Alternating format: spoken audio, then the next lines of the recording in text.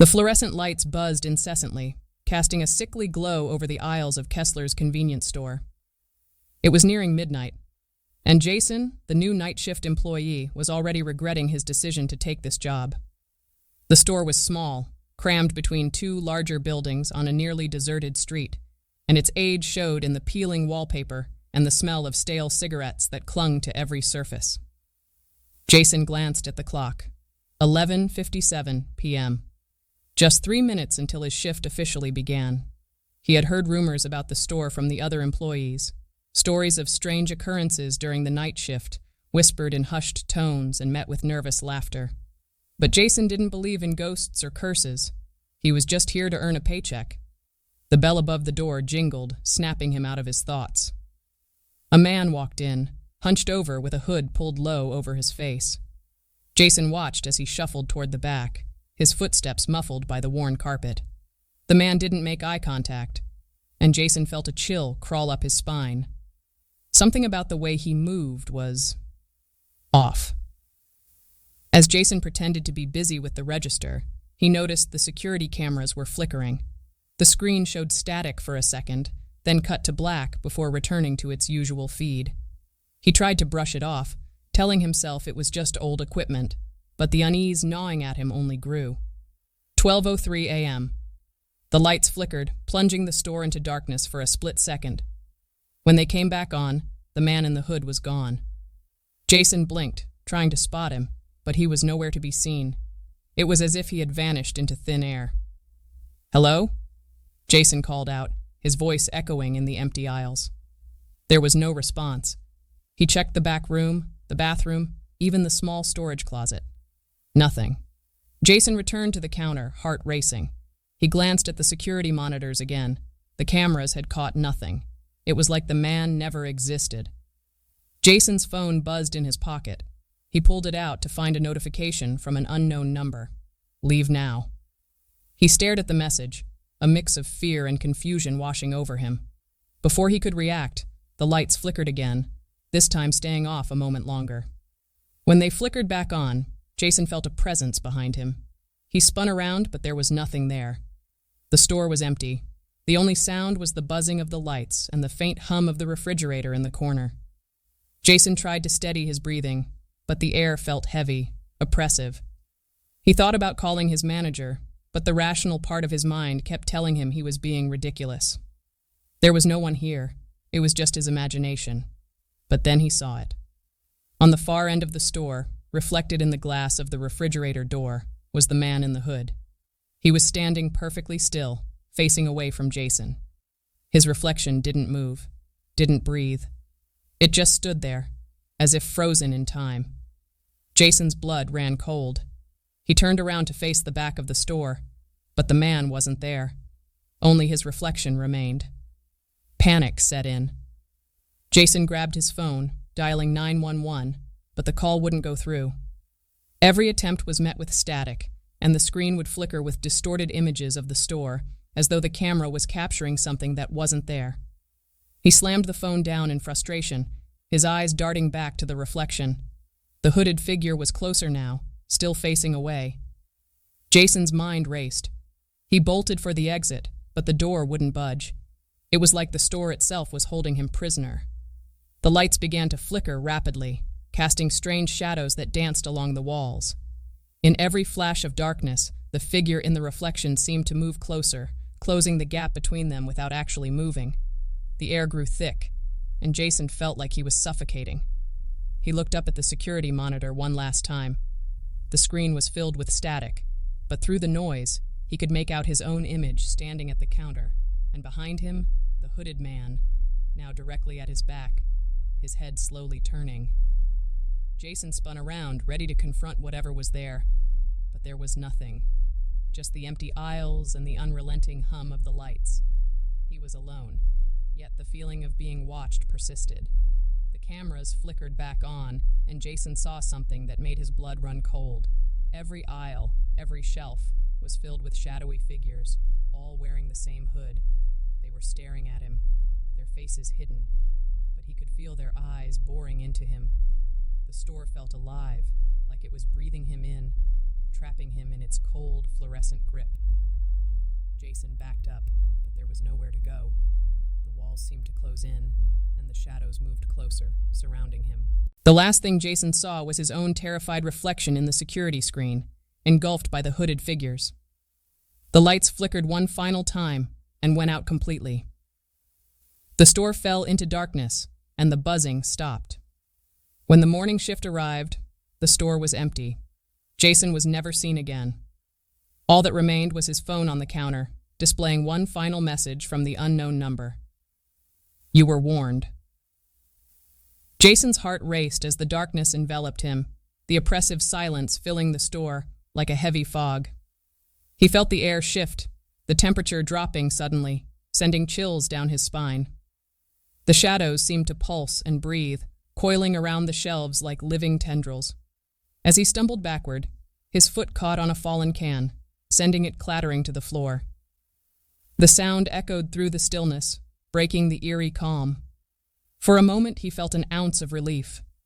Perhaps it was just his imagination running wild, but then he heard it. A low, almost inaudible whisper emanating from the darkness. "Join us." The voice was soft, yet it dripped with malice. Jason froze, his pulse pounding in his ears. He had to escape. He turned and sprinted toward the back of the store, where he had previously checked for the hooded man. The flickering lights cast frantic shadows as he rushed past the aisles, desperate for an exit. He reached the back door, his hands trembling as he fumbled with the lock.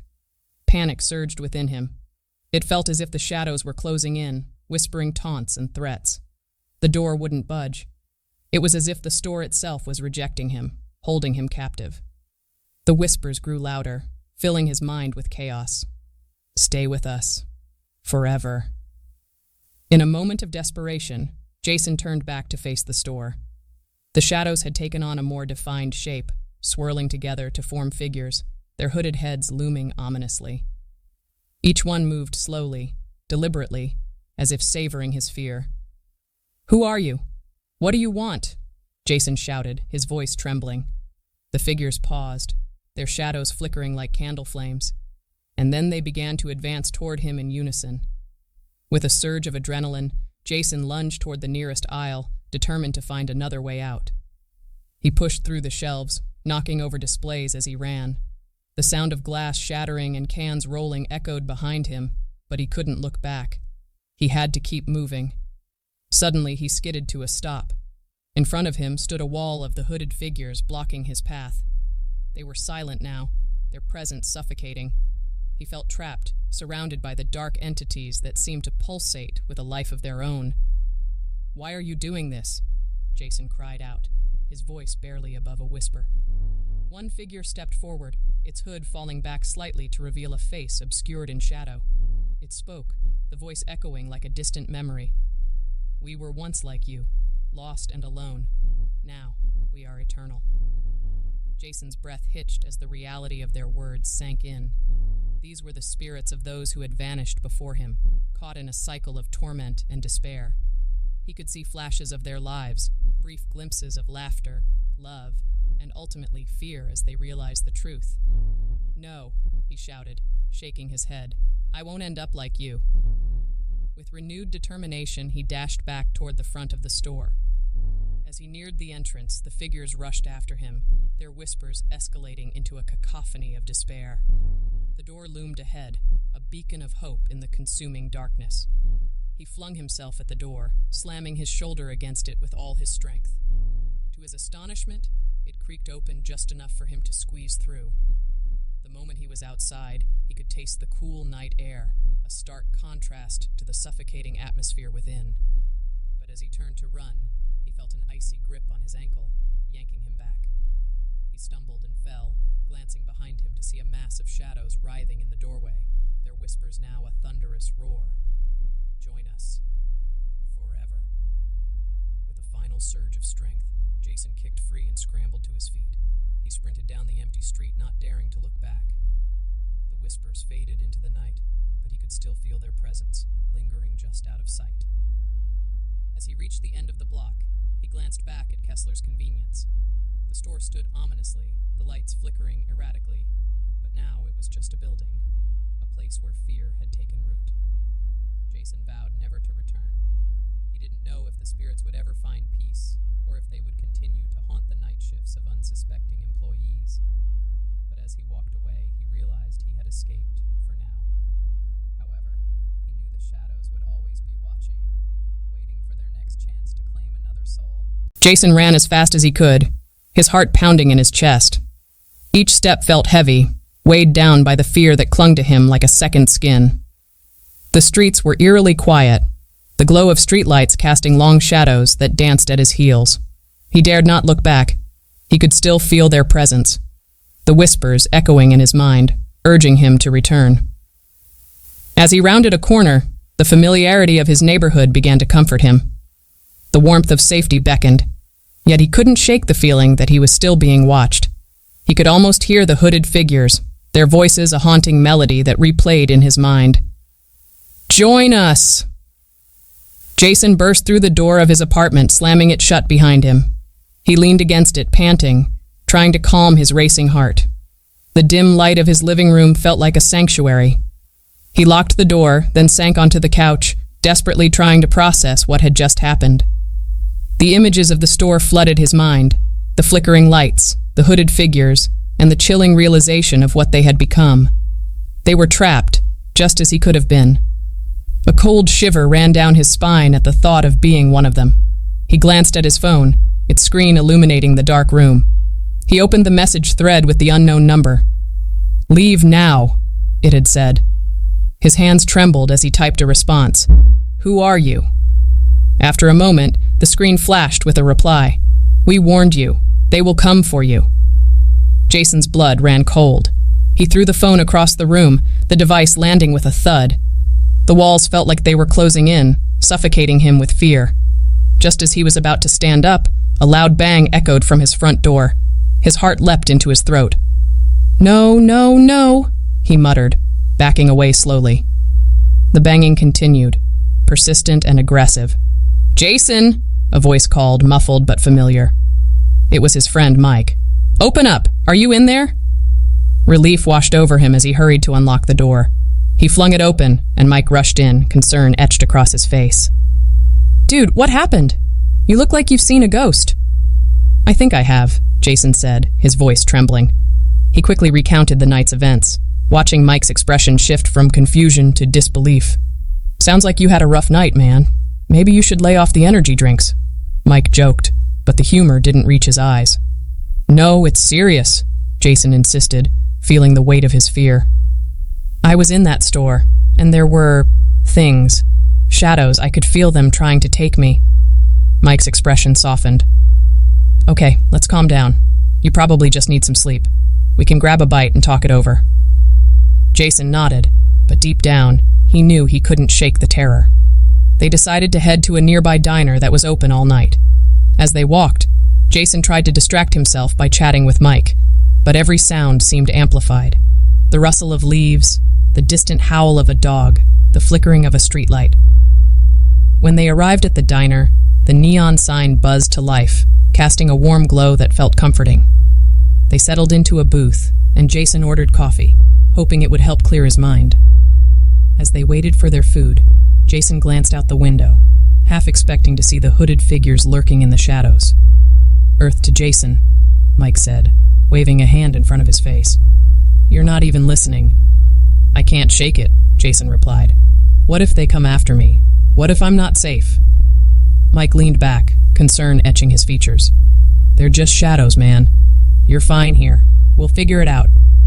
But as they talked, Jason couldn't shake the feeling that something was off. The diner felt too quiet, too still. He looked around, noticing the other patrons, a couple in a booth, an old man at the counter. But they all seemed to be staring at him, their eyes void and empty. "Mike," Jason whispered, his voice shaking. "Do you see that?" "What?" Mike asked, following his gaze. "The old guy? He's just eating." "No, it's not just that. Everyone, they're all looking at us." Mike frowned, turning back to Jason. "Dude, you need to relax. They're not here to get you." But Jason could feel the weight of their stares, as if they were dissecting him, weighing his fear. He leaned in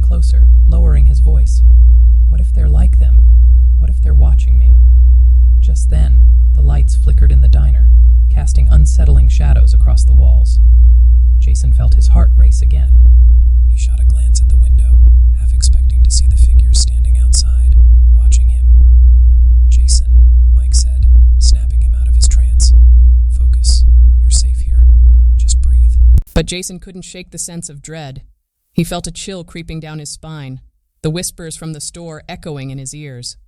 Suddenly, the door to the diner swung open, and a cold gust of wind rushed inside. Jason turned to see a familiar figure stepping in, one of the hooded shadows. His breath caught in his throat. "Mike, we need to go," he shouted, scrambling to his feet. The figure stepped forward, revealing a familiar face beneath the hood, one he recognized from the convenience store, an old employee who had vanished years ago. "Join us," it whispered, its voice dripping with sorrow and despair. Jason felt the world spin around him as panic surged. He grabbed Mike's arm, and they bolted for the door, leaving their half-eaten meals behind. The diner felt like it was collapsing in on itself as they raced outside. As they stumbled into the night, Jason knew he was far from safe. The shadows were still out there, and now they had come for him.